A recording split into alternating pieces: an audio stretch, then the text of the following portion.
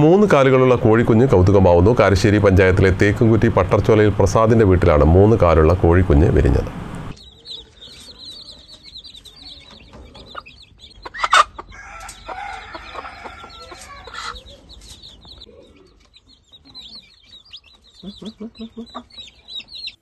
കാരശ്ശേരി പഞ്ചായത്തിലെ തേക്കുംകുറ്റി പട്ടർച്ചോലയിൽ പ്രസാദിന്റെ വീട്ടിലാണ് ഇത്തരത്തിൽ 3 കാലുള്ള കോഴിക്കുഞ്ഞുണ്ടായിരിക്കുന്നത്.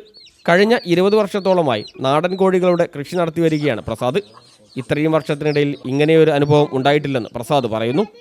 നാട്ടിലെ വാട്സാപ്പ് ഗ്രൂപ്പിൽ ഇട്ടതിന് ശേഷം ഒരുപാട് ആളുകൾ കാണാൻ വരുന്നുണ്ടെന്നും പ്രസാദ് പറഞ്ഞു. ഒരു 10-20 വർഷത്തിന് മേലെ കോഴി കൃഷി ചെയ്യുന്നത്. അപ്പോൾ ഇതുവരെ ഇങ്ങനെ ഒരു സംഭവം ഉണ്ടായിട്ടില്ല എനിക്ക്.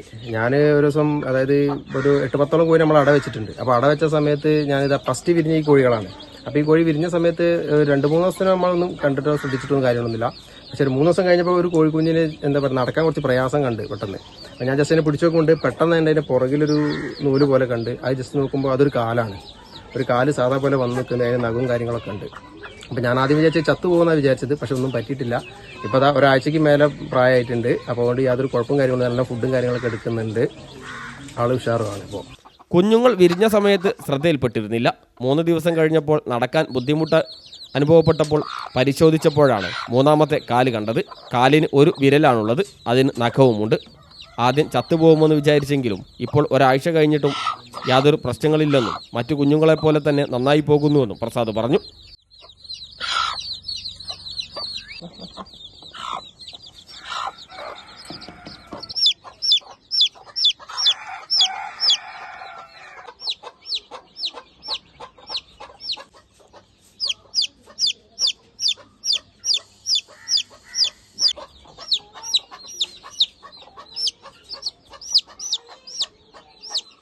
ക്യാമറമാൻ റഫീഖ് തോട്ടുമുഖത്തിനൊപ്പം സി ഫസൽ ബാബു, CTV പ്രാദേശിക വാർത്ത.